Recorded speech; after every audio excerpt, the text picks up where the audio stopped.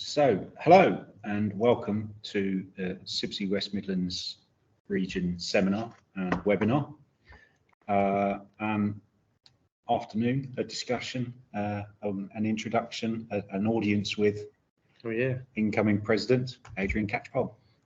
It's a delight to welcome you to the region, Adrian. Thank you very much for coming. Lovely, it's a pleasure to be here, as always.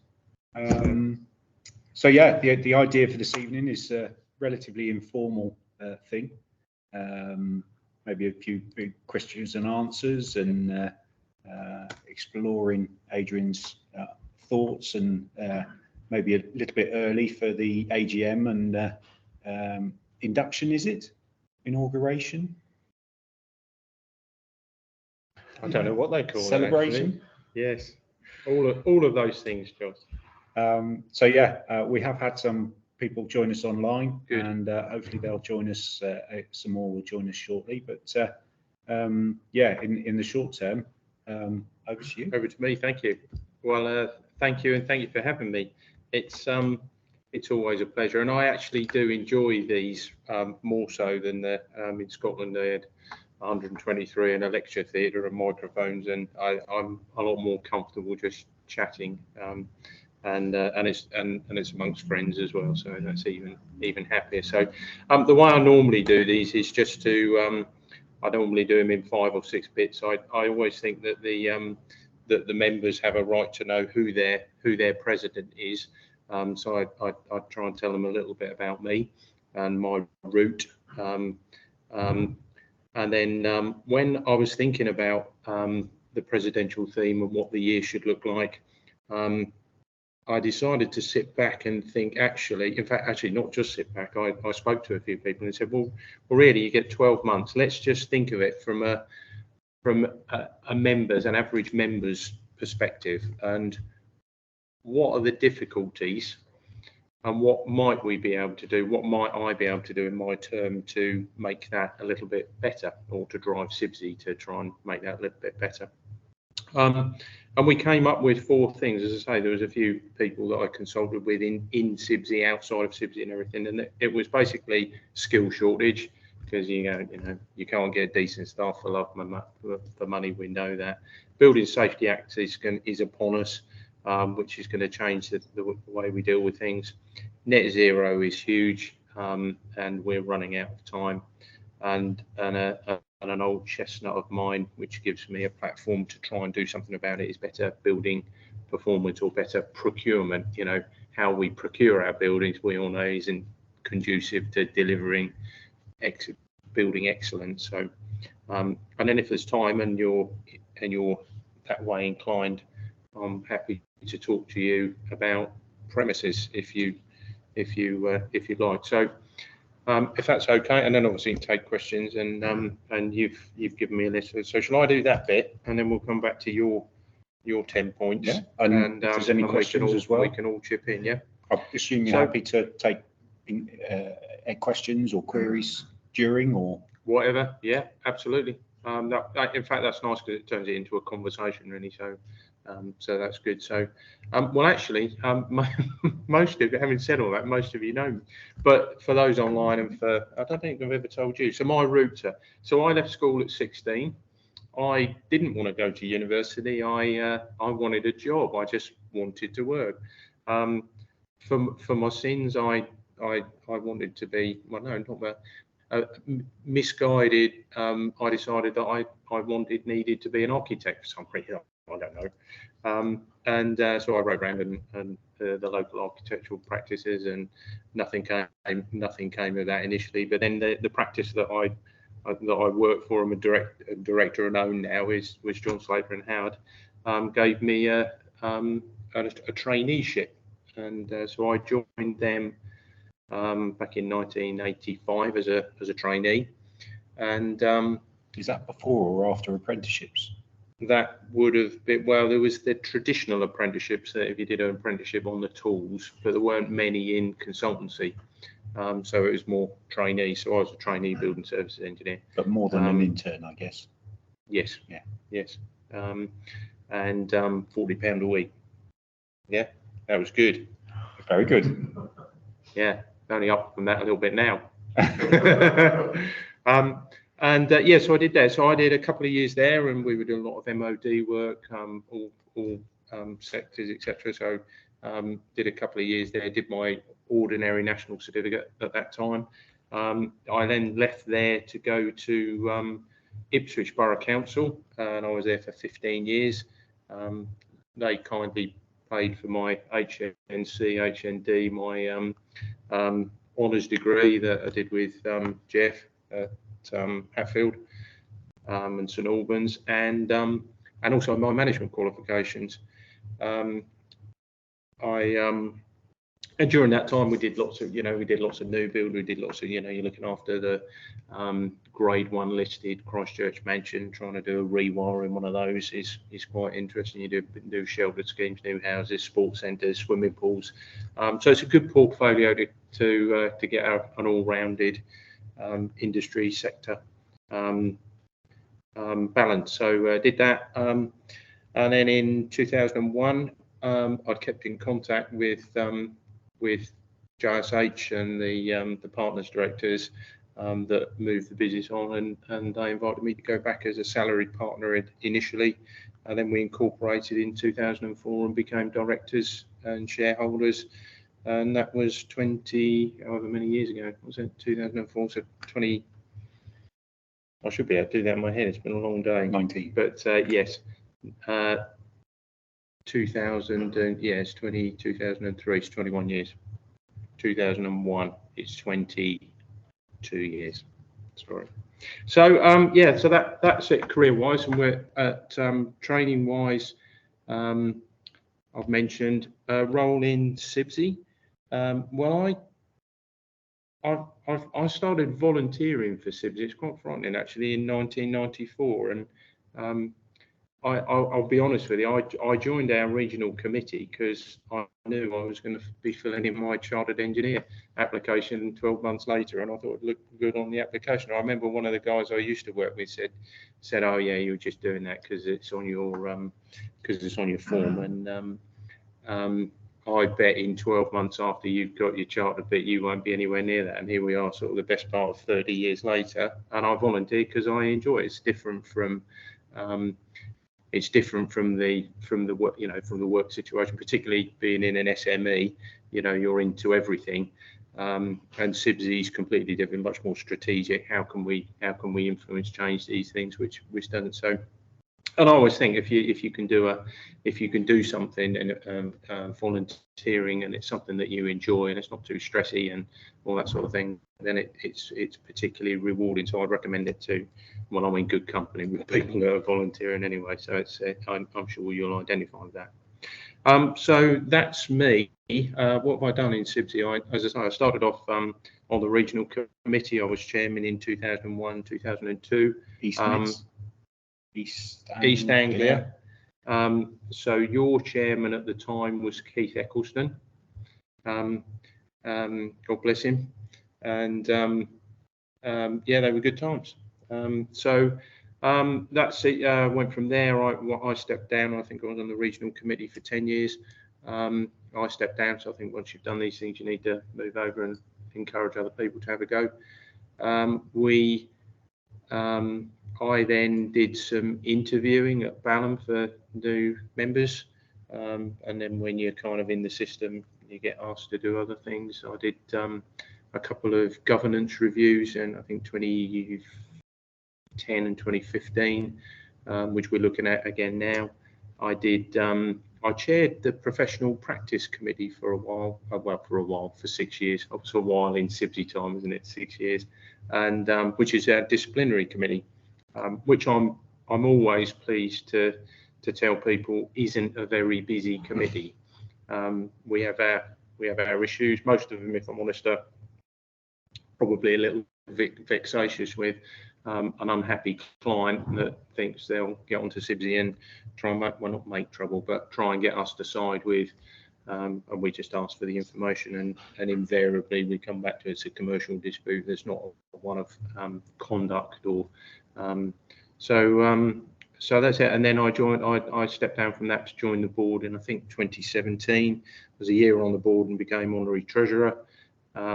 which sounds a much bigger job than it is, because we've got a finance department that do the work. But again, gives you a good rounding of CIBSE. And then last year I became president-elect.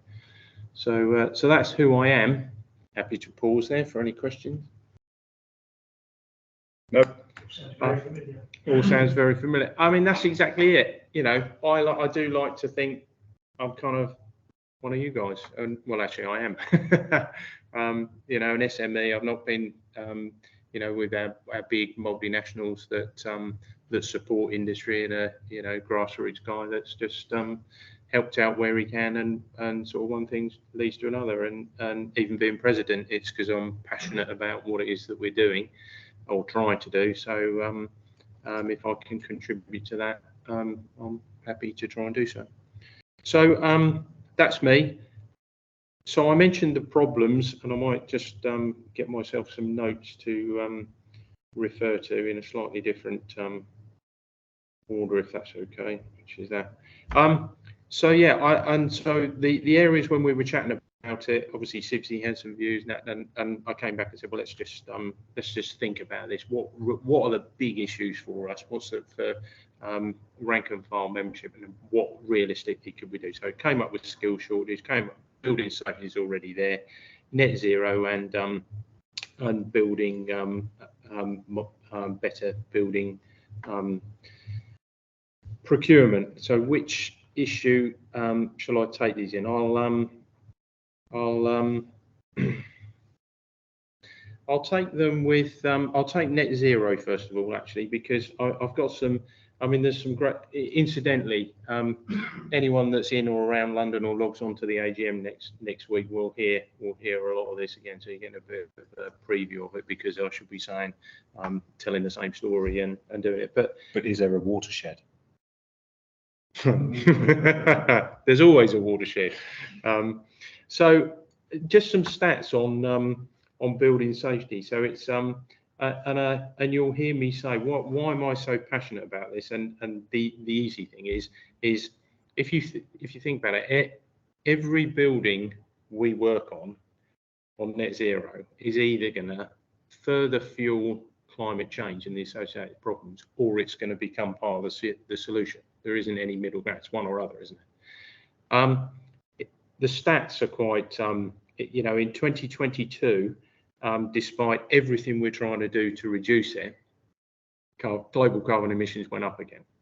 They haven't peaked yet. Now, in fact, that sounds quite dramatic, because they were supposed to peak a year or two ago, but they haven't peaked yet, so it's still going up.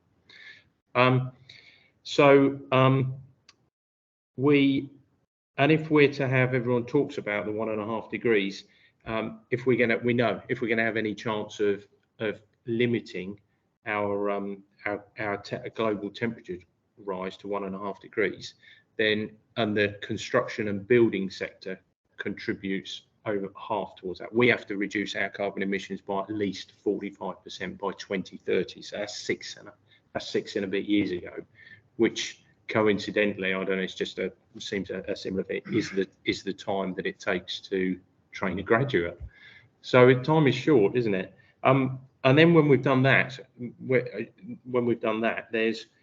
we think at that point there's going to be about 4.3 billion existing buildings around the world that are going to need retrofit into net zero standards by 2050. And at the end of 2021, we'd dealt with we hadn't dealt with 1%. So we've got a huge task ahead of us. And whilst we're doing all of that, we've got another interesting statistic. We've got to remember that half of our future carbon, the world's future carbon emissions, are going to come from buildings in developing countries that haven't even been built yet. So we've got to make sure that the lessons that we've learned, which is what COP27 was starting to have a conversation about, the lessons we've learned are shared effectively around the world, so that they don't make the same thing. So say COP28 was dealing it in a slightly different way, but so it's quite a task for us, but we have still got time. We've certainly got the skills and the expertise in the industry. And again, you'll see next week if you log on, my presidential theme is about engineers as leaders, and how I think we need to be aggressive is probably a little bit over the top, but certainly more proactive about driving that change, because time is becoming very, very short. I'll talk a little bit about other things on net zero if there's time. The reason for telling you all that, of course, is coming back to the skill shortage. We've already got a skill shortage. As long as I've been involved in CIBSE, we've been talking about a skill shortage in our industry, and how we can attract more young people. Again, another interest. I was interested to hear some of the staff at Balham had been looking at the minutes of a council meeting from 1923. Mm-hmm. So 100 years ago, our predecessors were discussing exactly the same things. But I mean, my view is, and I did a little bit of research on this last year, I don't think the skill shortage has to be, should it be such a difficult thing for us to fix? We know that over the last 40 years or so, the number of people, the 14 to 16-year-olds leaving school, sorry, not 14, 16 to 18s leaving school has been fairly constant. And so it's not that there are less people leaving school, less people available to us. It's the number that are coming into the construction industry as opposed to other sectors. So the first thing that we're going to do, which starts to address some of the questions you are, is that you'll see next week we're going to relaunch, whatever you want to call it, a new initiative, which is CIBSE STEM Ambassadors. So we're going to, if you'll just bear with me a second, I'm going to get a note that will help me. Sorry, I should have done this.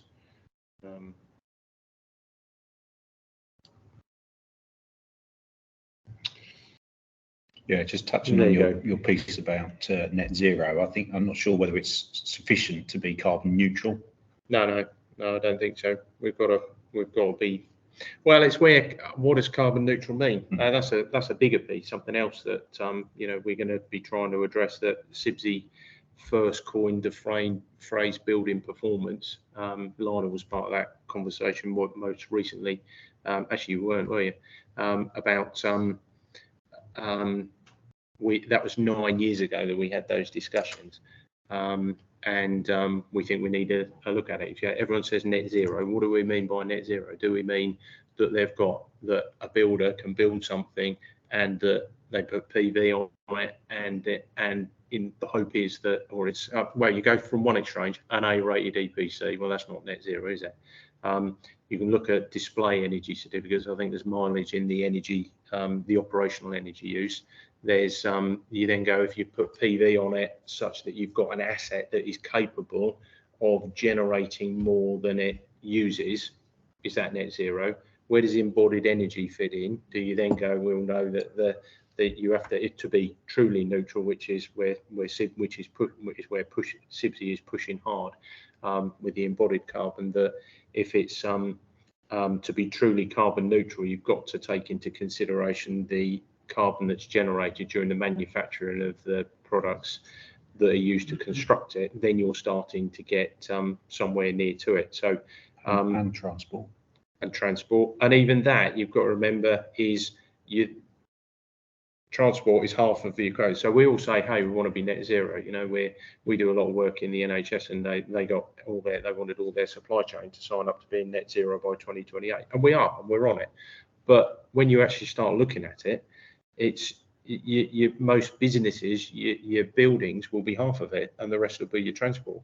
So how do you deal with that when your clients say, can you go here, can you go there, can you get, we've got, most of us now welcome the efficiency of doing Teams meetings, because there's less travel involved, and you can argue that it contributes to your carbon. It also saves time. Then we hate it because there's so many of them, because everyone goes, oh, well, you haven't got to travel, so we'll have weekly meetings.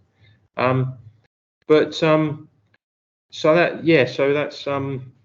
a diversion on net zero, so back to skill shortage. So yes, so what we're going to do is try and we've got already, and West Midlands is one. You know, we've got some great volunteers in CIBSE that are already committed to going into their local schools and colleges to promote careers in building services. What we want to try and do is to turbo boost that, to increase the reach, if we can, to include those still at school that are thinking about the choices that will dictate their further courses of study and employment.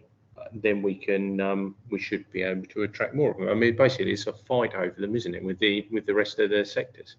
I think it does have to be at school level, because by the time they're in A levels and GCSEs, they've already sort of got an idea of what path they want to follow. Yeah, and CIBSE historically, because it hasn't had the resources other than through the regions, it engages with the universities, the colleges and universities, and at that point it's too late, because they've already decided what they're going to do. So if they're going to go and do law or medicine, they've made that decision. If they're doing an engineering degree and then CIBSE come along, the IET, then you're fighting over a sizable pool. If you can increase the size of the pool, even if you get the same share, you get more people coming into your industry. And it's harnessing those problem-solving, questioning, analytical sort of brains. Yes, that's right. And I always, and building services has just got, I'm going to say next week, building services has just got sexy. So we've all been going to our schools and colleges now. Finally, we've got computers.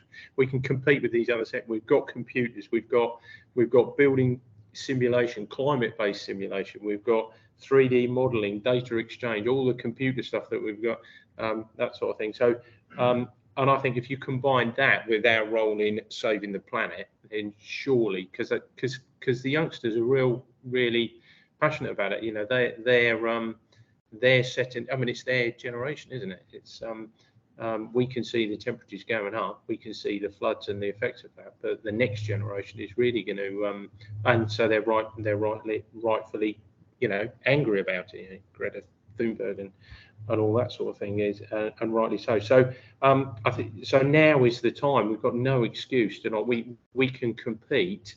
So that's what we're going to try. So CIBSE, a new initiative, CIBSE STEM Ambassador Program or scheme. We're going to do it in partnership with STEM Learning, which some of you will already know about, and some of you will already be. It will help our regions to help shape the future of our industry by attracting more young people onto our university courses or into our apprenticeship schemes, depending on how they want to do it.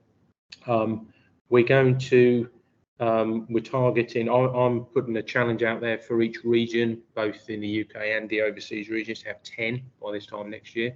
So that's not more work for the committees. Ambassadors. 10 STEM ambassadors, active STEM ambassadors. We've already got a resource hub on the website that's got CIBSE specific presentations and careers materials. It's registration on the hub is easy. It provides help for DBS checks, for training and learning materials, and most importantly, it gives, because I think that's the biggest problem, it gives access to schools that are asking for our help. I mean, again, I know, you know, you guys and I did it in East Anglia.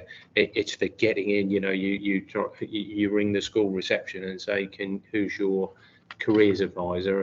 And they say, well, don't really know if we've got one. And eventually you get through to someone. Eventually you make a relationship, and then you go back to them next year to say, and then they've gone, and you go through all that. But with the STEM learning, they log on as well and say, we want some. So it's putting the two parts together. So we're going to give that a go and try and turbocharge it, which I think is a logical next step at this time for us to try and do that. So I'm putting that out there. Final? Yep. Can I just ask you a question? Yeah, of course, yeah.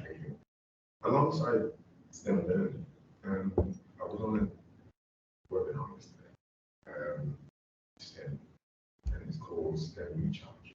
Right. Where they're trying to encourage people. Yes. Yeah. And it's interesting because I mean we talk about young people, but it's not new entrants, but the STEM learning is kind of geared, and if you can get into the school, but there are other groups, isn't there? You know, there's there's there's all the different groups, and the returners is one. You know, why did they leave? What can we repackage and utilise those skills? You know, even if they don't want to be doing it at the coalface, then is there a role for them training and developing different parts? So that's the skip. That was my response to we all need more people. We can't get decent staff and all of that. So let's try and that and you've got to be realistic about it. That the solution to that isn't going to come through for 5 or 6 years, is it? Because you're working on those people now. That if you can get them on apprenticeships, that's good. That's good. Right, next one, building safety. It's here. It's again, it's off the back of what as you try and reduce the skill shortage, you've got to make sure that people are equipped with the right competencies, which is what a lot of what the Building Safety Act is about, and equipping them with competencies at the right level to be able to deal with the tasks at hand.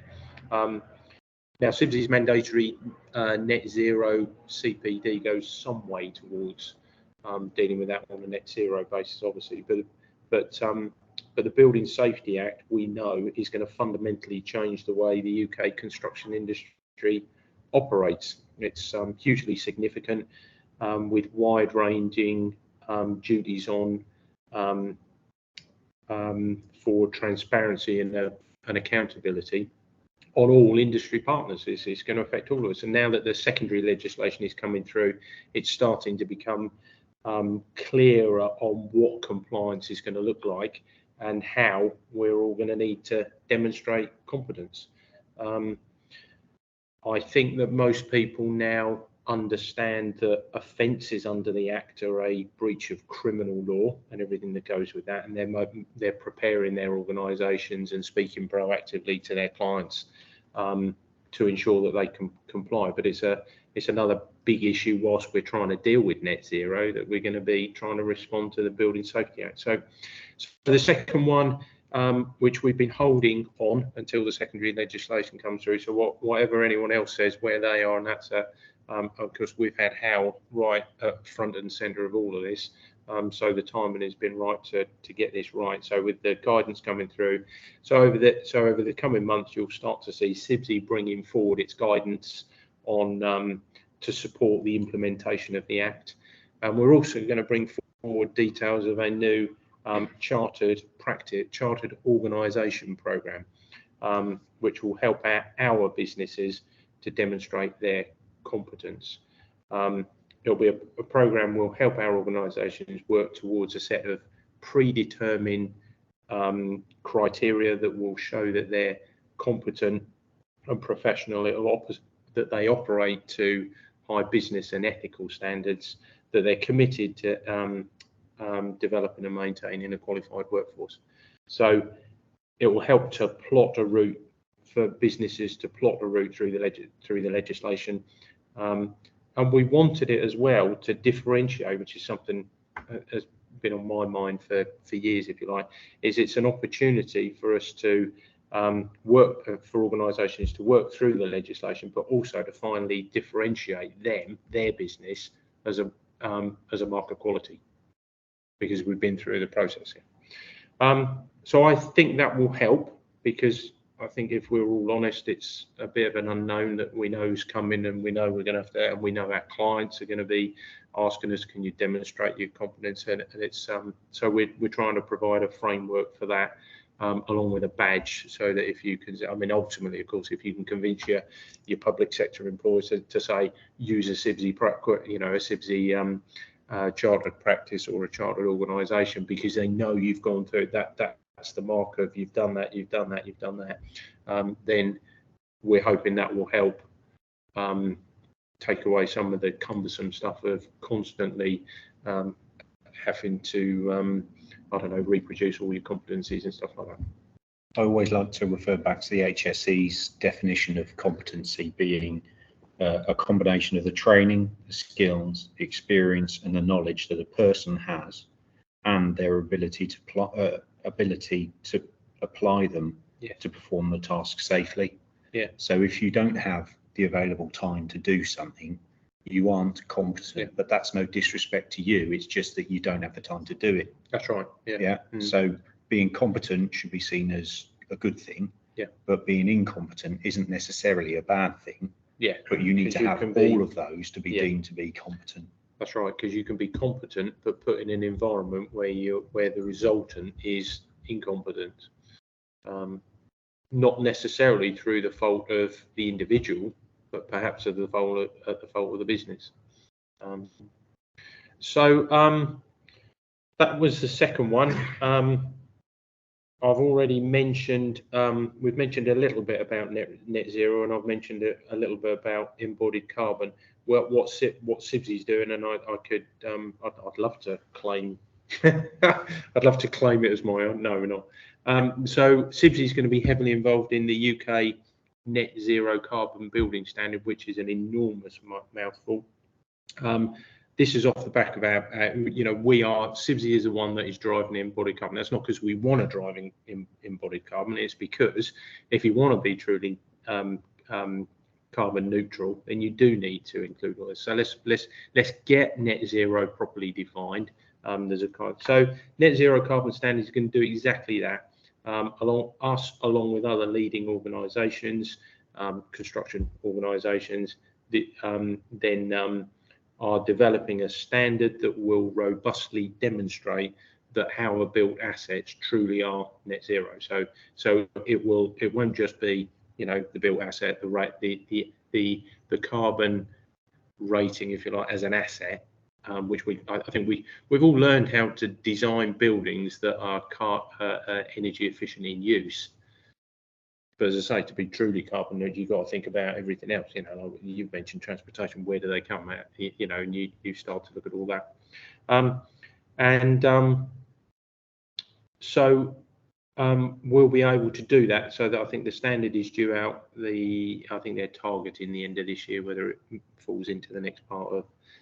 Once we've got the standard, there's going to be plenty of further work to do to upskill our workforces, to make sure that it sticks, because this is in response to, because the government won't legislate, so industry is bringing it forward.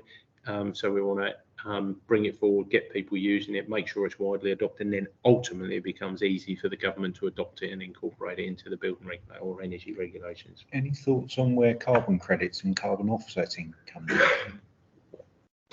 Carbon offsetting is an interesting one, which isn't the entire answer. Yeah. And I can see you smiling, so yes, thanks for that. It has a role. I did it personally at Christmas. I was looking. I don't know if any of you have ever looked at your own, carbon footprint, and you put on there. You go, how many holidays do you go on? Do you fly? Do you go and buy all that? And so I did that, and I looked at and there's different carbon things. The problem with carbon, and I did it, by the way. Neutral. But it's well, yeah. But what does it mean? Is it an easy thing to do? Now, it's the steps, isn't it? You go, right, okay. What am I using at the minute? I like my 2 holidays. I don't do 2 or 3 holidays. I'm not a big holiday, But it's if you want to do that, the easy thing to do is just plow a load of money into a carbon offset and say, job done. But you actually need to look at what you're doing, look at what you can do. So, and it's a silly thing, but I would urge you, if you get a chance, to have a little look, because it is quite holistic in terms of, it's like, what do you do? And you go, well, okay, what sort of house do you live in? Do you, and what's your form with gas, and then it says, have you got loft insulation, all the things you would expect, and then it goes, how many times do you go on holiday? Do you fly? Do you go on your bike? Whatever. And then what do you eat? How many times do you have meat? How times do that? So it's a real. But you need to look at what do you do, and then it challenges you to say, well, do you need to do those things? What would you be prepared to do? And then a lot of people might go, well, I don't want to compromise at all. Just do the carbon offsetting. But if you can make it a little bit better, it's a little bit like the whole fabric first thing, isn't it? you know, you drive what you can, do the reasonable, pragmatic, cost-effective things that aren't, and then look to, and then pick an offsetting scheme that is a proper offsetting scheme. That answers your question. Yeah, absolutely. Yeah, thank you. So that actually takes me to the next point at the end of, so we've spoken a little bit, I've done the net zero bit in 2 bits because CIBSE is going to be heavily involved in the net zero carbon. But the next bit that was a bit passionate for me was building procurement and the way we procure buildings. So, and I say this, we don't think, well, I don't know, mate, I say the obvious or whatever, but if you think about it, most new buildings are prototypes, aren't they? It's often the first time that we're putting products and components together to work as one. In that form. In that form. Other than resi. Yeah, so if you do resi and you design, you know, 6 house types and they build 280, well then, yeah, okay. Or equally, sometimes retail or industrial unit, you design 1, they build 8, sort of thing. But take all of that out of it. At new build, they're usually prototypes and you put them together. Yet we expect them to work perfectly from day one, and we procure them. We procure them in pretty much the same way we do desks or computers, don't we? So we all know that lowest overall cost rarely delivers building excellence. We all know that cost and quality, I don't think does, because we've all got our pre-prepared quality questions and we write all them and say that's brilliant, and then you get the job and then you're back to, you know, it's cost and a lot of that stuff goes to, so I don't think that's the answer either. But so we need to look at ways of establishing clear success factors at the outset of the projects, and then allowing for post-contract evaluations at the end to make sure that we've done that. So a further theme that which is quite personal to me that we're going to focus on through the year is to try, we are collaborating with other industry partners to try and drive better construction procurement. Now we've got some ideas. Hal and I have been batting this around for sort of years, but we think it needs to have proper building performance metrics and how to incorporate them effectively into our construction projects. We think there needs to be much greater emphasis on testing and commissioning and post-contract evaluations, and including carbon assessments from real construction data, consumption data. What about the installation program that inevitably eats into the commissioning program? Yeah, well, yeah, we need to be protect much more. Yeah, we do. Yeah,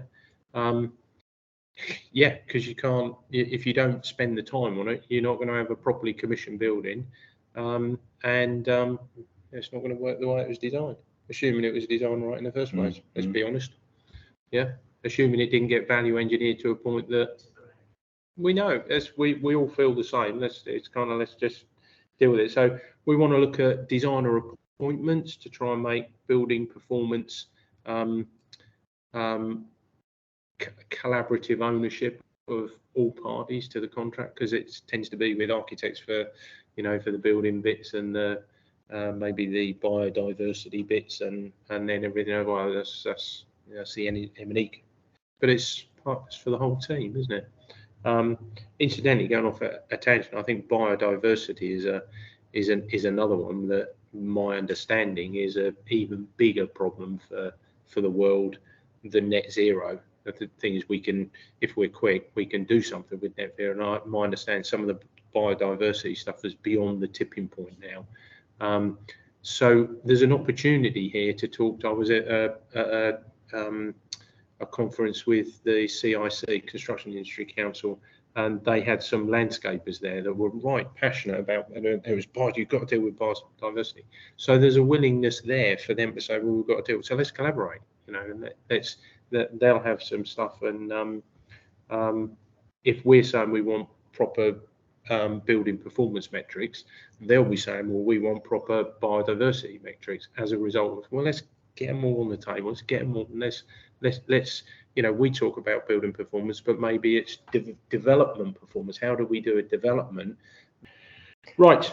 I was fascinated to see a metric the other day. One of our committee members and region members, Adam Selby, put something up, which was brise soleil, you know, having all of these big winds, you know, aerofoils on the front of a building. Well, what are trees?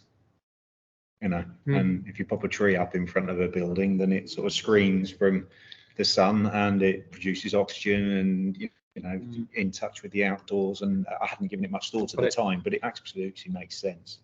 Only in the summer.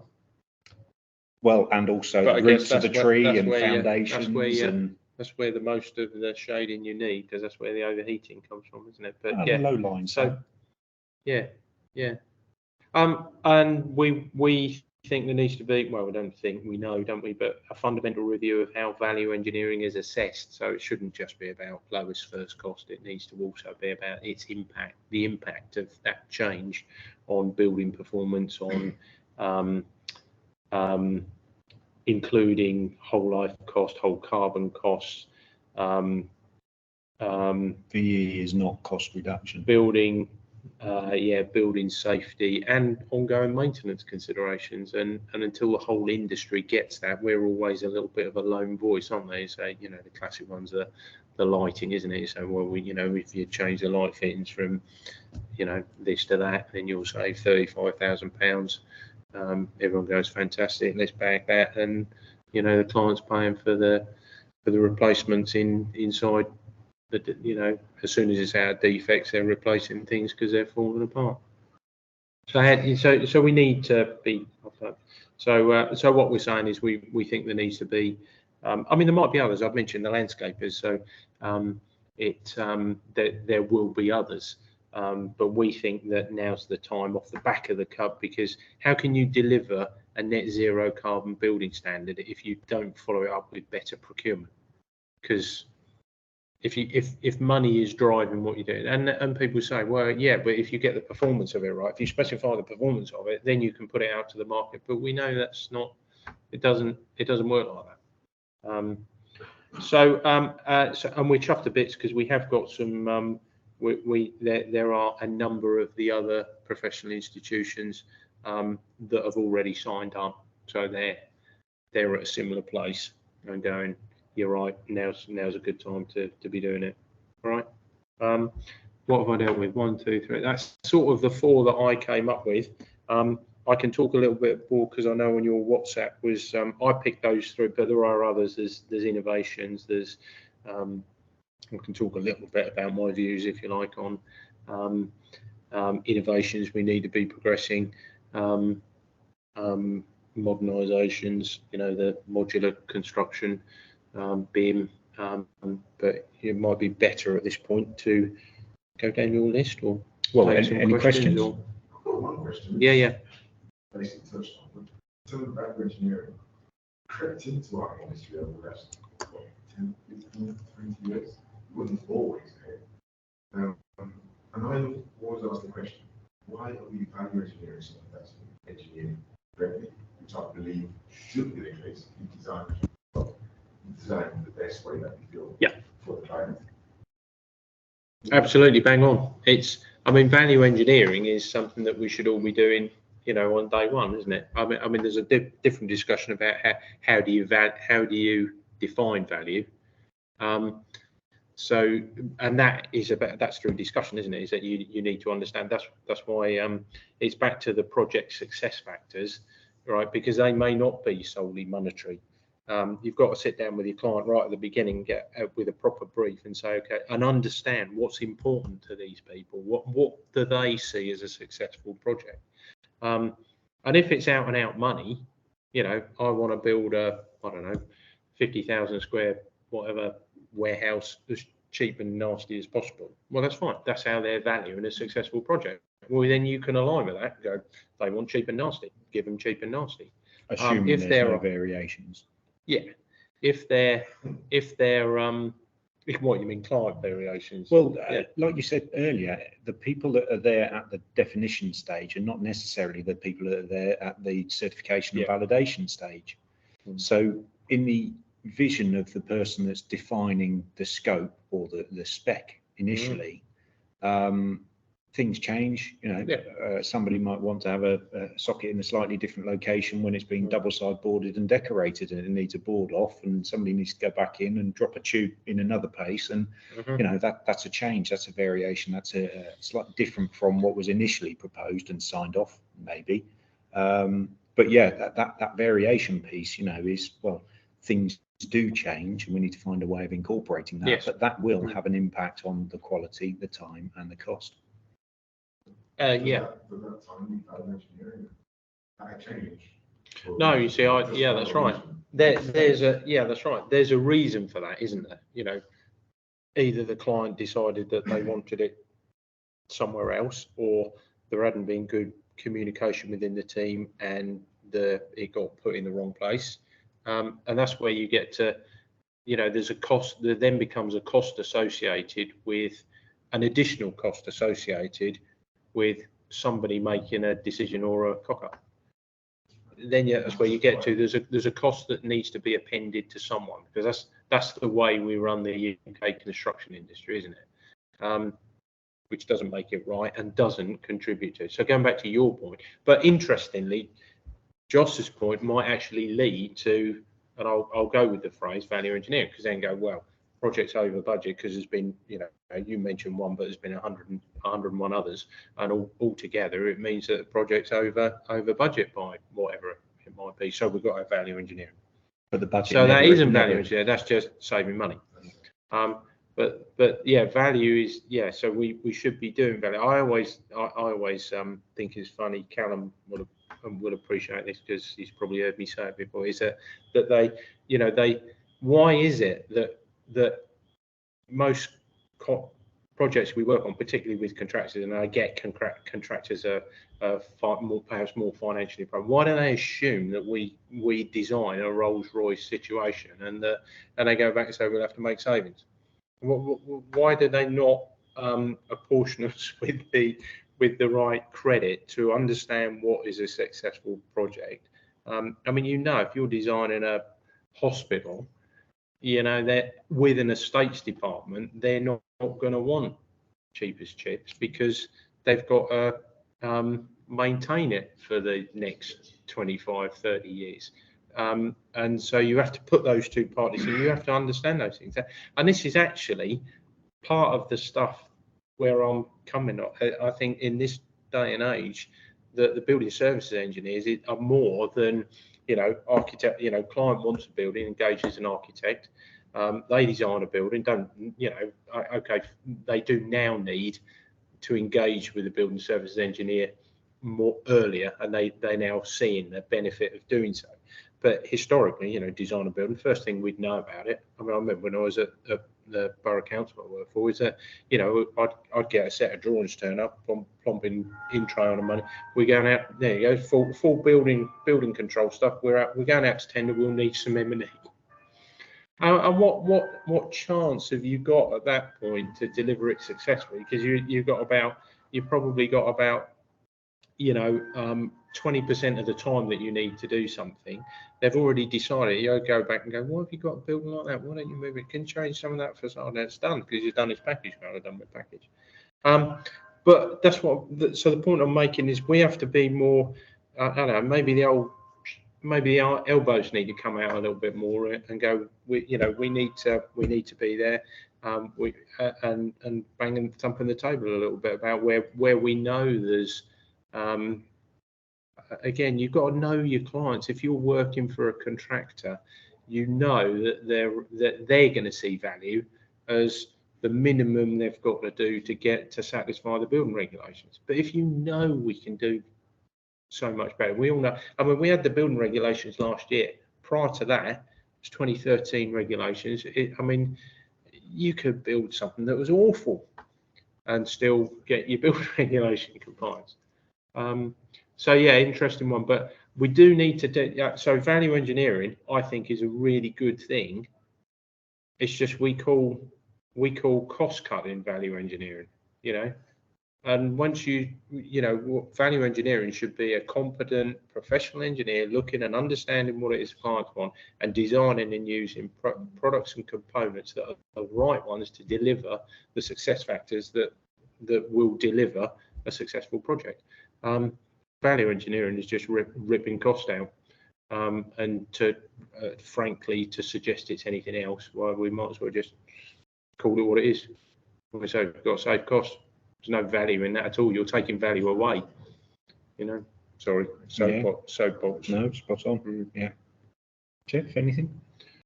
No, I certainly agree. It's a case of it's always been the case. Value engineering. Really, it started in the Second World War, and it's always been. Most of my experiences, as you say, it's all the cost cutting. It's just they can't afford it in the budget. So the budget's wrong, or just don't have the money. Yeah. So it's a case of diminishing it down. And it's I mean, we're quite lucky. I mean, we're a it comes down to people and the environment that those relationships create as to whether you can deliver a successful scheme. And you've got to decide, as I've already said, you've got to define what success is. Yeah. I've got to say, I think we've lacked, to some extent, we've sort of moved away. I mean, only because a lot of the buildings now, in order to meet the requirements of the energy performance certificate, are now defined to almost one solution. Yeah. That is LED lighting. Yeah. VRF. Air conditioning. Yeah, that's right. Heat pumps. Yeah. And so they either buy that. That's right. Yeah. So one question that I had was, we've currently got Kevin Mitchell's CIBSE 125 acronym of Celebrate, Inspire, Boost, Share and Engage. Cool, you did well to remember them all. I haven't, I've written them You've down. written them down. I cheated. I'm not sure he can remember them all.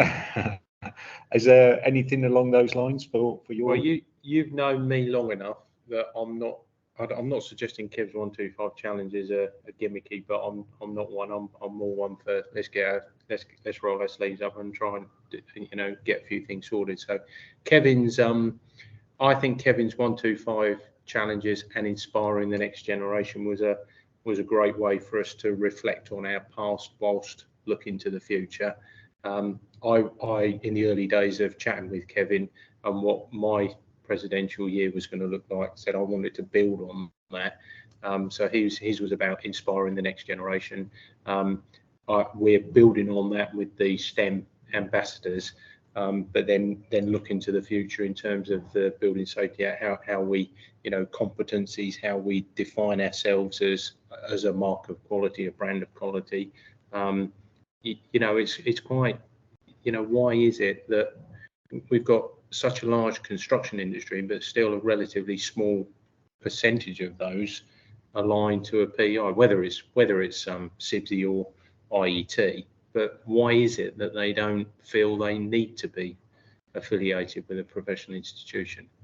So we have to change that, and the Building Safety Act gives us an opportunity to do that around the competencies thing. Need to make it almost, it's not the right phrase, but socially unacceptable to not be. The default needs to be, if I want to get on, I need to be a member of a professional institution, and it's not there yet, is it?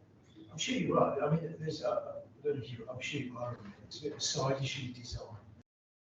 A lot of design is not done in mechanical. No. It's done in Southeast Asia, India, and fair places. And they do know they've got the building regs with them. Yes. They know the CIBSE guides, but the CIBSE members are not about that. They are there. They're cranking out loads of design. And that get them on board as well. And that is the I mean, that is the thing. I mean, we one of Hal's colleagues, Julie Godfrey, just got back from Mumbai. And another of our board members was in Brussels with REVA, which is I always forget that, but it's the No, Oh, it's REBA, the refrigeration heating and and heating and ventilating. They're an association, rather they're not a registering body like we are, but it's the European equivalent, or it's the closest we've got to a European equivalent of CIBSE. And all they're saying that the CIBSE guidance is the go-to place, and that is our function. That's our primary charitable objective, is to provide, world-class knowledge on building service engineering, or the art, science and whatever it is of building service engineering, and building performance, obviously. So all feeds into that. Should we go down some of your list? Yeah, so we've had a few questions via email, via text, via WhatsApp, via social media, word of mouth and what have you, which I've shared just to give you a bit of a heads up beforehand. So the first one on that list was, or that we received, and thank you very much for those, is what are your key priorities and goals during your tenure as CIBSE President? So I've told you about the key priorities, which was as I say, was to try, skill shortage, building safety, net zero, and better building procurement. So they're the priorities. What are my goals? Well, to see some progress, basically. And on those, you will see progress, because the STEM ambassador will be launched next week, and there's a challenge there for us to do some significant stuff. We'll be able to monitor the performance of that by doing it on the STEM learning portal. We'll see what's happening, and we'll be able to. The assumption is that everyone, we're not suggesting for 1 minute and nobody's doing anything. But if you assume that that's going to stay the same, and then the new stuff we do over and above, then we'll be able to see how much more we've been able to do, so we can report on that, and we can use it to drive further improvements. So that's the STEM one. Building safety and the chartered organisations, that's got a target date at the end of the year, and obviously that will be driven by the Building Safety Act anyway, so that needs to be timely, so that as that hits and everyone's going, wow, I've got to do all this, and most importantly, the clients, I think it'll be led by the public sector, will say, your appointment, show me that you're competent to do. And if you're either going to have a lot of head scratching at that point, because they'll start defining it, at which point we want to be ahead of that. So you go, look, there's our package, all in there, all in accordance with the Act. You don't need anything else from us. So that's that one. Net zero, well, we just got to get on with it, haven't we? We just, it's more proactive. We just, the timelines are there, and if we don't do it, then it's kind of occurs. We need to bring back display energy certificates. Which would be the operational. Yeah. Well, I think the smart mines are moving towards its operational energy use, isn't it? It's not asset. It's not. I think energy performance certificates served a purpose. Not many people understand that an A-rated building is an A-rated asset, but it doesn't mean that it doesn't mean that your energy bill is going to be lower. It doesn't mean, you can have an A-rated asset and switch everything on and leave it on 24/7. You're not going to have an efficient building, are you? So the display energy certificates was good.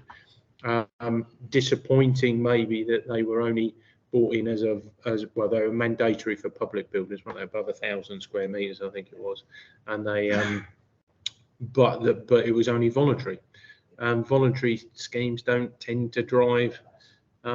So whether they need to be mandatory, whether but certainly the focus on operation, and I think a lot of people are getting there now. What people aren't getting is embodied, or they don't. There's a lot of resistance. They don't want to include embodied carbon. And in fairness, I think that the market still has a bit of developing to do to be able to. Got the sort of the elements of every piece of work in it. Yeah. Carbon attached to it. So that was a bit of a scheme in the development. And of course, CIBSE's got TM65, but it doesn't do the whole lot, does it? So it does heat and vent, aircon, bits, where you can get the information from the contractor, the electrical side, the building side. So there's not a one-stop place and even if there was, I mean, arguably you just keep adding tabs, but the manufacturers have got to get the issue that they need to be doing this. Second question was, how do you plan to promote sustainability and energy efficiency within the building services engineering industry?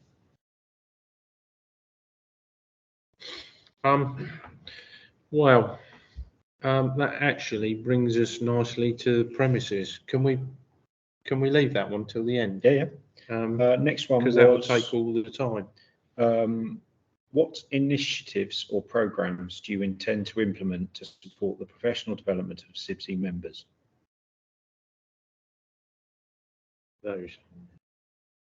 I mean, I've always felt that a lot of this is I say a lot of it. For me, it's all joined up. Yeah. Like how Lionel has been party to conversations we've had on the board, and you probably in council. But if you start with something like this, the STEM ambassadors, and again, I'm not keep harking on, that's not the answer, because we've all been going into schools and colleges all our careers, haven't we? So, but what you do is you raise the profile of building services with young people or whoever it is, yeah. And we've all got our little gimmicks that we go along, and we should take laptops and show them 3D models, and we try and inspire them, which is what Kevin and his 125 challenges was all about. But what you're doing is raising the profile. So you raise the profile, they go to college, they then, if you continue to do that, if you then do, building safety, net zero, if you're talking about all of that, you're raising the profile all the time. You raise the profile, you get more members, you help fix the problem, you help the voice, you get the message across on net zero and how it's important to how we need to be addressing these things. So and then all of that goes to more members, all of that goes to more knowledge, because you can get more members, you can then support the more research and the developing of more guidance. The whole lot actually is really intrinsically linked. So I'm going to change the next one slightly, because I think you've already answered about some of the elements of it, but how will you address the challenges posed by emerging technologies such as artificial intelligence within the context of building services engineering? How will I don't know. Or what is my view on it? Well, here you go. I'll use these notes to guide me through it a little bit, if that's okay, because it's I think we do need to get even more innovative about the way that we design our buildings, but we know that the industry is moving more progressively towards modular construction and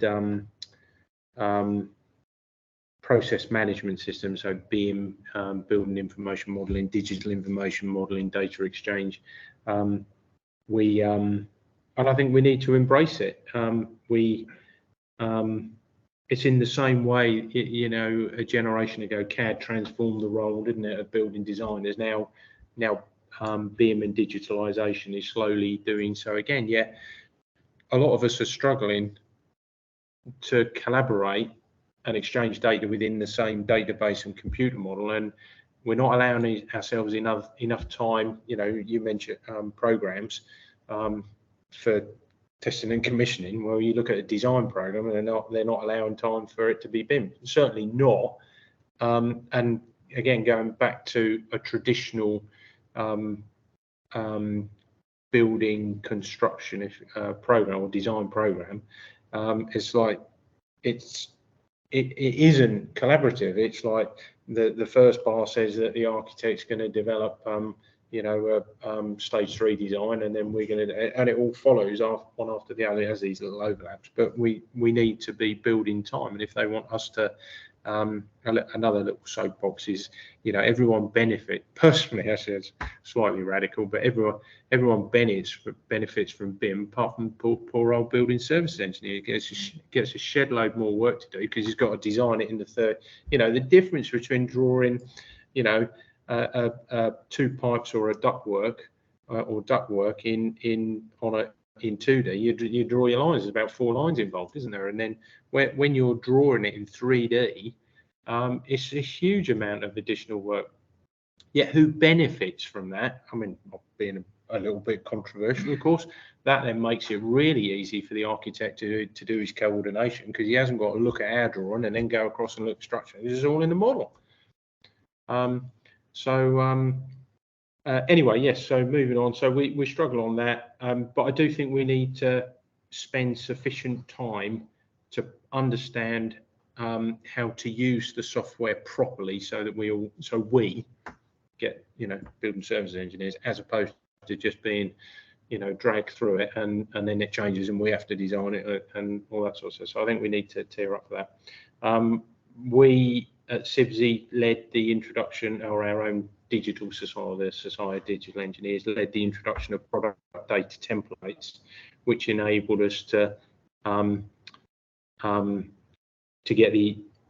it enabled manufacturers to give us the right information in the right format to promote better integration in the model. If you think about, you know, is that all the manufacturers were coming up and saying that there's our information there, the product data templates, and we said, well, no, just give us the key information we want. This is what we want. So they're using that format, which is good. It's done inside Revit and other tools at the moment. So, but you mentioned, I think, Jeff, you mentioned in SPONS and the embodied carbon. Yeah, I can see embodied carbon and building safety I can see them going in the BIM model. Yeah, and fairly new, because if you've got a BIM model, I mean, technically with the BIM model, you can get all the way, once you've got to your COBE outputs, you can generate an entire material schedule, can't you? So technically, I'm not sure they ever would, but technically you can press a button and give it to a builder's merchant and say, give me everything I need to build that building. So it's an easy thing to say, embodied carbon associated with that, add the whole lot up, you got the embodied carbon for the building. So I can see that going in. And we do need to embrace, which is a tough one for us, but we do need to embrace prefabrication and off-site construction. For us, it's a key driver is probably a plant room, isn't it? If you can take a set of, say, 6 pumps, for example, put them on a frame in a factory and then deliver everything together, you drastically reduce the room for the margin of error, and you reduce the health and safety risk to the installer.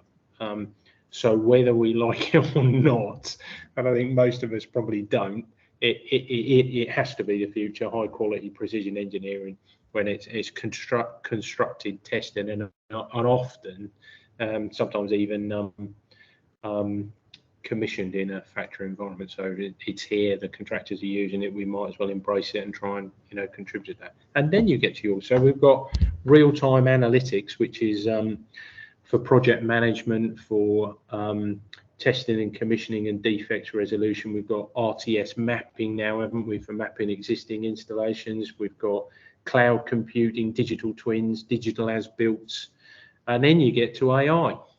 And where does that fit in? We were looking at our master specs, and funny enough, it came up in Scotland as well. So an obvious place there is that you do chatbox or chat GPT, you know, if you're wanting to add, you know, what are the latest British, you know, give me a list of the latest British standards or design guidance for, which is what we all struggle to keep on. You know, you just do a review of your master specs and 2 minutes later somebody's come out with it. How do you track all that? So there's a role for that, but it's digital acceleration is happening so much faster than anyone ever anticipated. We've got to give it sufficient time to understand it and incorporate it into our day-to-day activities where it's appropriate to do so. So Did that answer that Yeah, question? yeah, absolutely. I'm going to skip over the rest of them and just jump straight down to the bottom one. Yeah. How will you communicate and engage with CIBSE members and the regions to ensure their voices and concerns are heard and addressed effectively? Wow. Try that again. How will you communicate and engage with CIBSE members and regions to ensure their voices and concerns are heard and addressed effectively? Well, firstly, I'm a regional guy. You know, that's partly why. You're here. You know, well, yeah, I'm here. I want to get to every region over the next. Whether they all want me, of course, is a different issue. But the offer is there. It would be great to get around all the regions. I offered it at RLC last year, and I got to about half.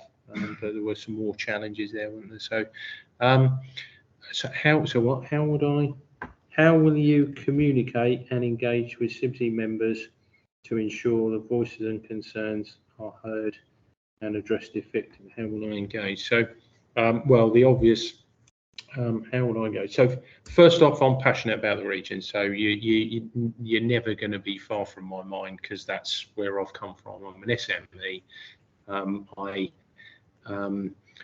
You know, you guys are the ones on the ground doing the hard lifting of getting to the members, and certainly in my tenure, CIBSE headquarters will never be allowed to forget that. And in fairness to them, they know that they know that they need to be reminded it sometimes.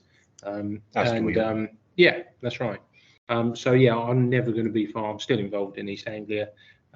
Needed a little bit of help with it, so I'm passionate about it. So firstly, me, because it's in my net, and then it's engagement with it. So the mechanisms for doing that is council. So all the chairmen of the regions go on there. Funny enough, this afternoon I was on a call with Rowan, setting the agenda for the council meeting, and we want it to be more different.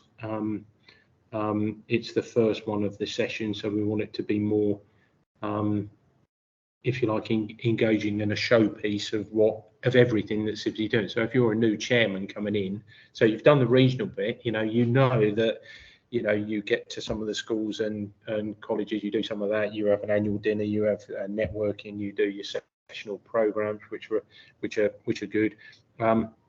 And all the other stuff you do, and then your regional chairman, you get so you go become chairman, you go to you get invited to council and RLC. So regional liaison committee is all that, for those online that don't know, is all the chairmen coming together and just kicking it around, and what's working in your region, what's working in your, and so they compare, and there's an agenda for that. That's in the morning of council, so there's an opportunity to and that gets fed back. That has a report to council in the afternoon. So council meeting at the end of June, we're going to try and shift so that there's a reports from there's a sort of standing agenda, but we want the regions to, when I say the regions, we're going to try and pick, we're going to try and showcase everything that CIBSE does. So a new chairman coming in that's done the region, these then goes to Balham and go, what's all this? What's going on at Balham? We want them to go away going, wow, I didn't realise Balham did all that. So from the chief executive's report on everything they're doing to we're then going to have a little session with one of the societies doing just bullet point presentation, 5 minutes. We're doing this, and this is what we've got coming up this year. One of the overseas regions, one of the UK regions, because it had to be two because I'm a regional guy, and then the special interest group's got 18 special interest groups. So the idea is that through the year, you'll get a good representation of what people are doing at grassroots level come back in, and then of course it'll be the opposite. So it will show other people what's going on and go, all right, didn't realise they were into all that, and it will maybe nudge a few that aren't getting to do all the things that they want, and then and most importantly, those that would like to do but are struggling, which is what we did in RLC. You try and bring people together. So is that, and then so that's the grassroots reporting back on what they're doing, what problems they've got. And then you get to other bits of CIBSE. So you get to I mentioned an overseas region. We'll have Hong Kong with us in. So it would be sensible for them to share with us what they're doing. And then you get CIBSE internally. What's CIBSE internally doing? So what is membership? So what's CIBSE membership doing? You know, what are the key things for them coming up? What's knowledge? What guides are coming up? What, you know, we know about the Building Safety Act. We now more people are known about.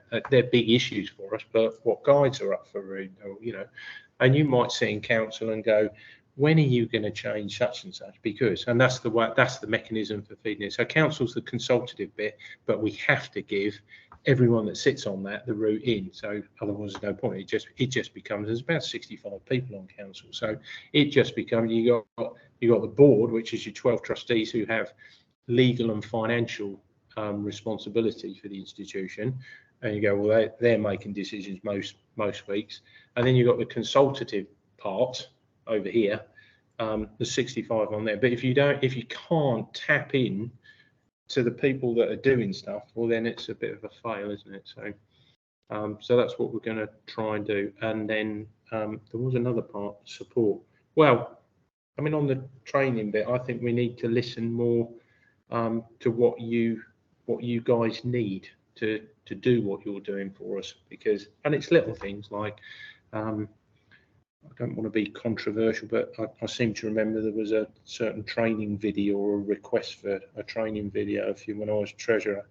It never got done, you know. It took forever to try and I mean, fairness, COVID came along, and we went to a careers show in Norfolk, and I hadn't been to one for a while.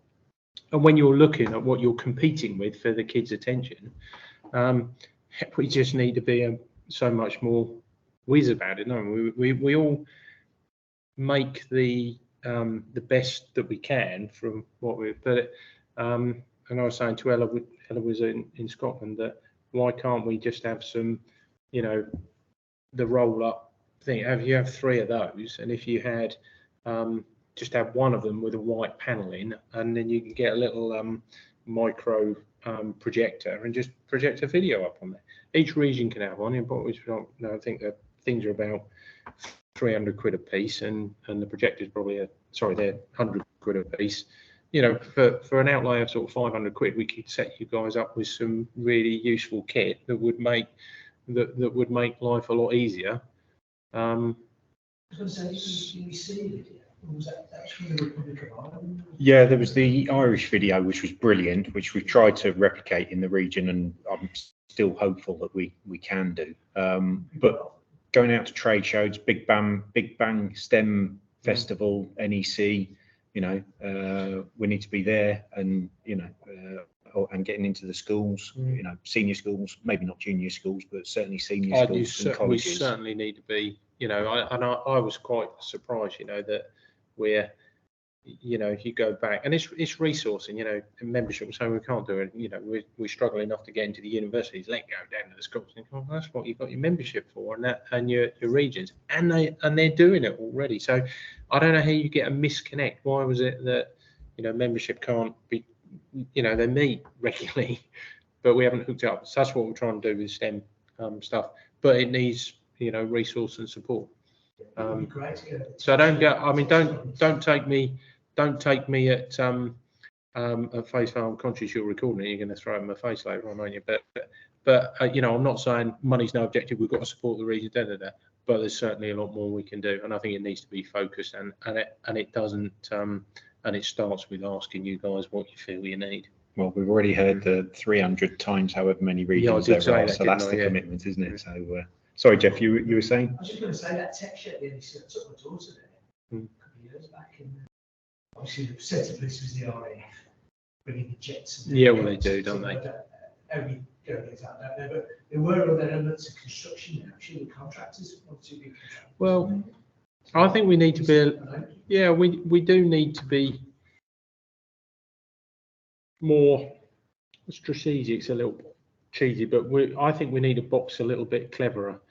Is cleverer a word? We do need to be a little bit. Do we want to be?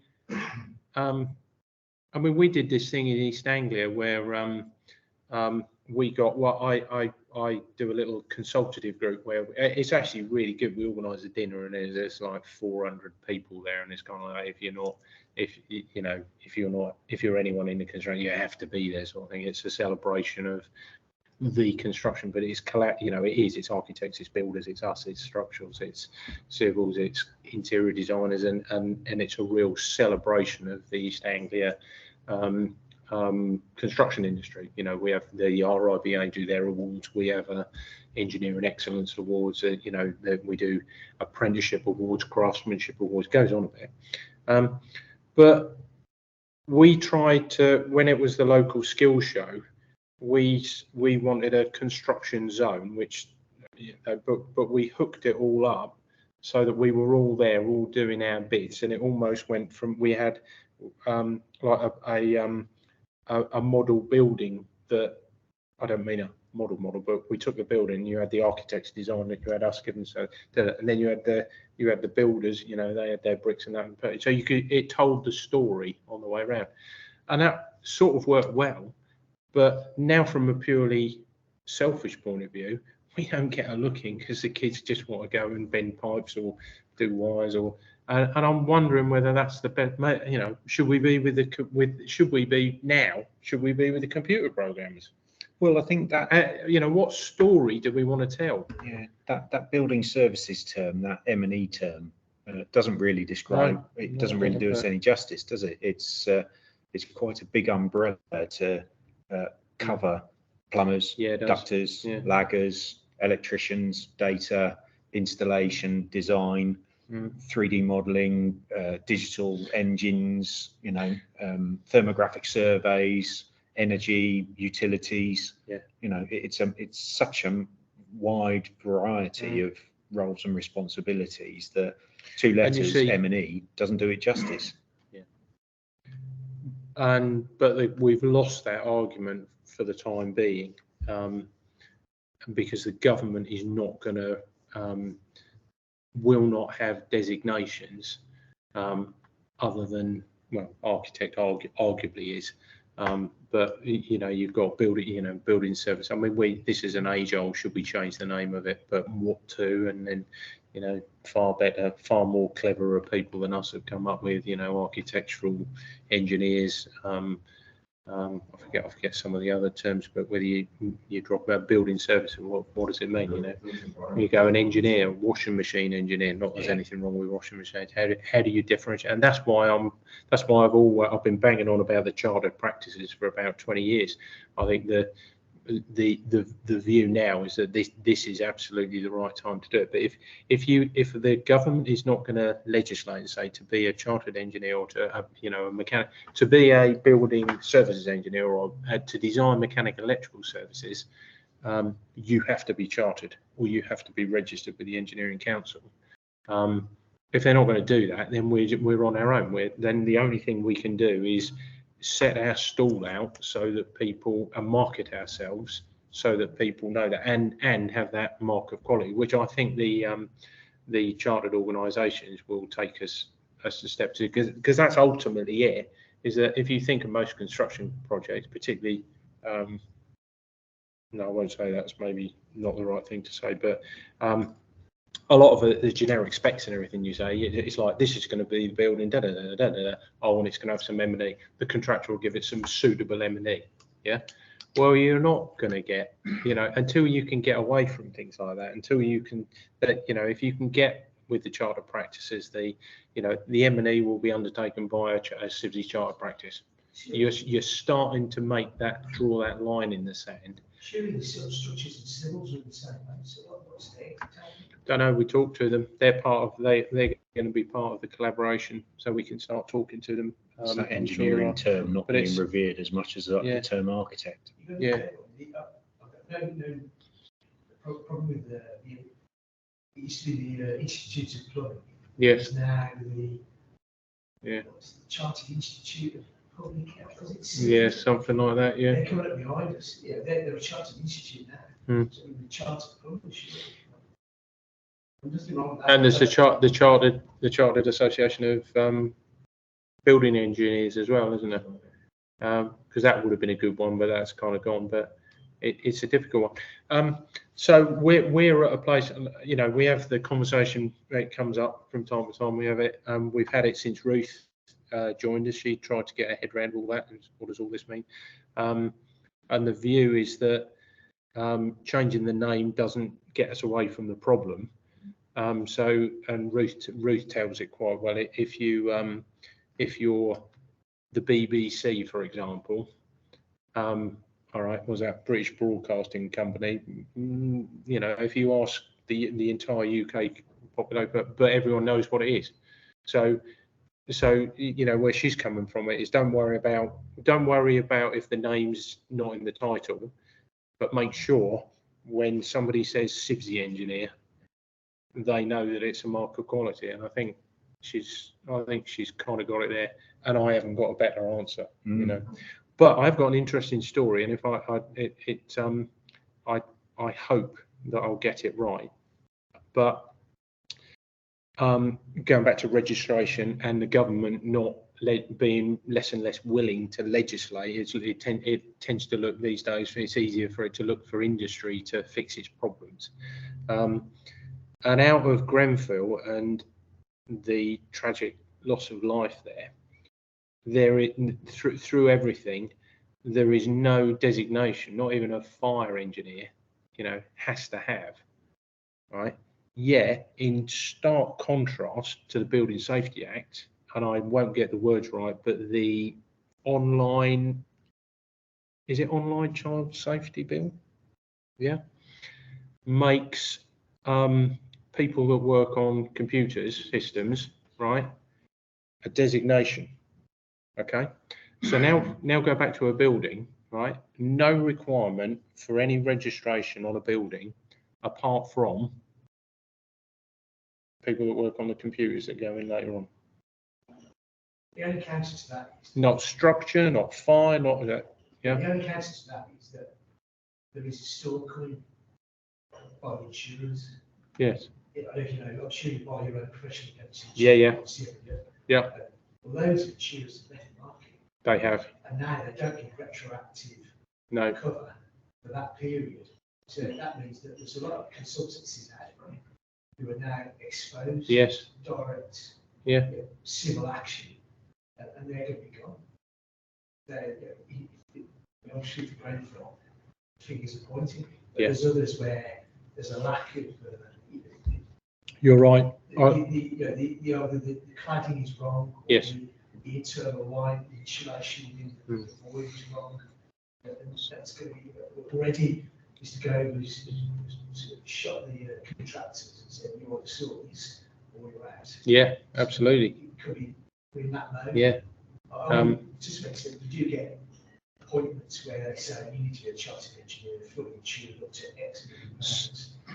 So you are right. I mean, like everyone, ours tripled, and the real sting in the tail was they stripped off the consequential losses. So we were paying one figure and had for about 10 million quid worth of cover and had consequential loss. Because for the M&E people, I mean, you've got 10 million people, you've got to make a pretty big cock up to, you know, for them to.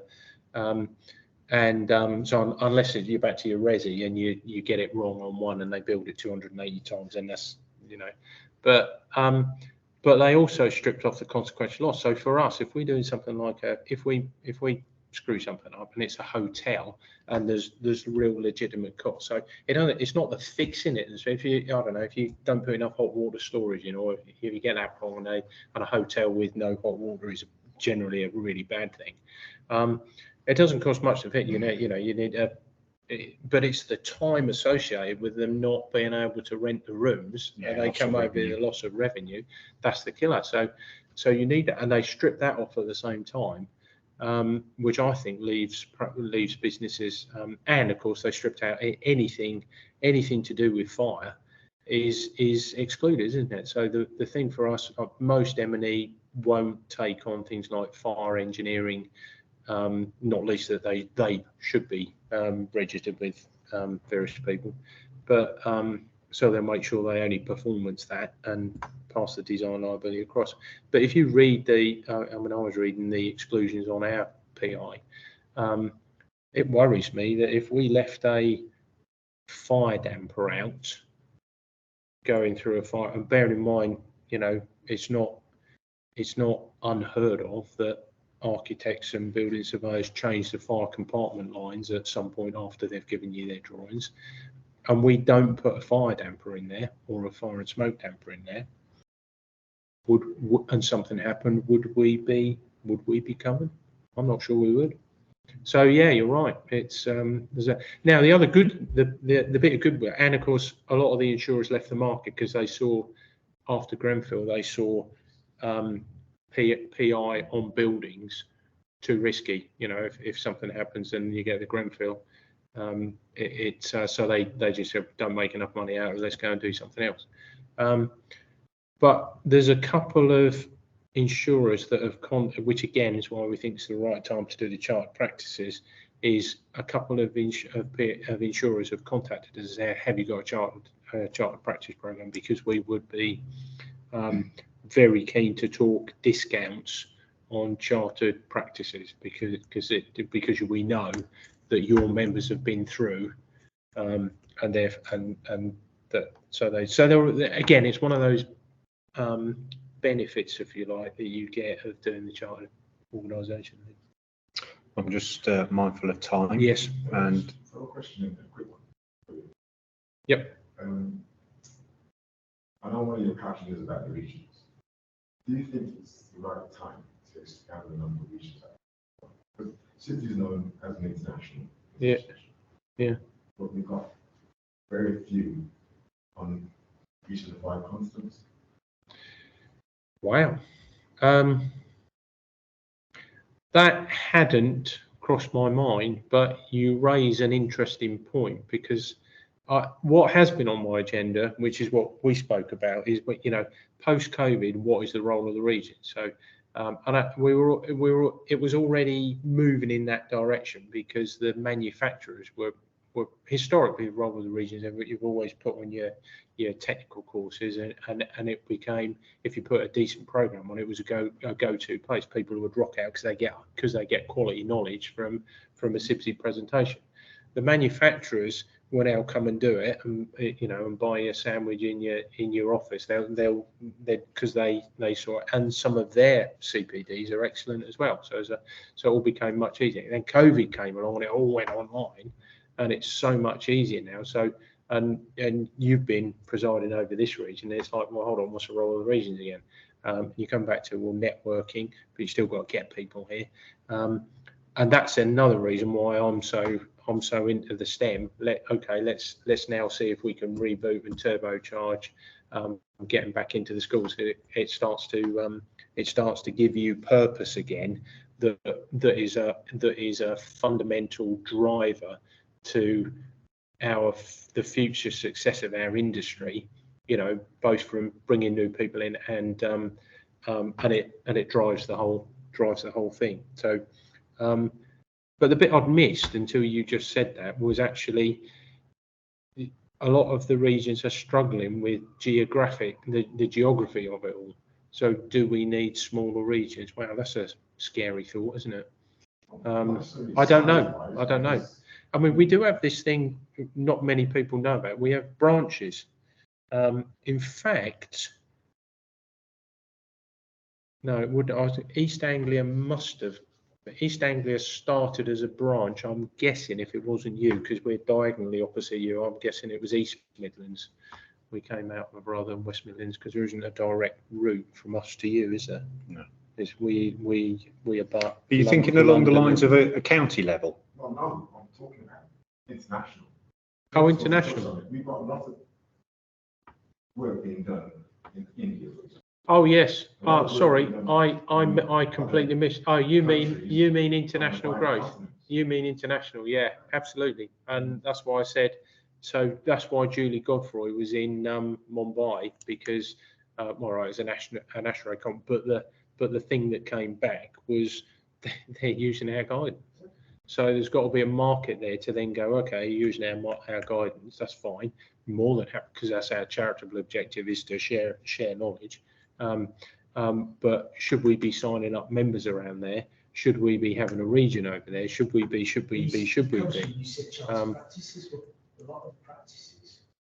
I'm not going to name names, obviously, but a lot of practices, even in the Middlesbrough and around London, they send all that work off. Yeah. Now, obviously, when it comes back, it gets QA. Yes. Yes, definitely. Yeah.